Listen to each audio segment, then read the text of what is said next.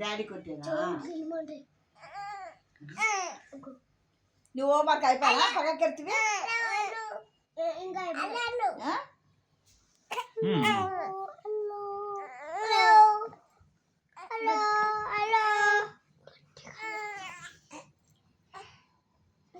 లే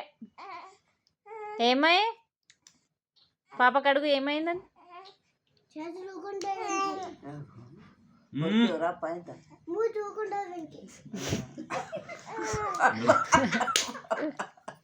అట్లా అనద్దు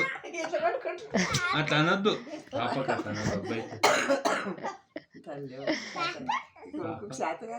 అవి ఎట్టుకెళ్ళి గొరికించినందుకు బొడ కానీ ముఖం కొడుకు నెత్తి చేసినందుకు చెంపలు కొడుకు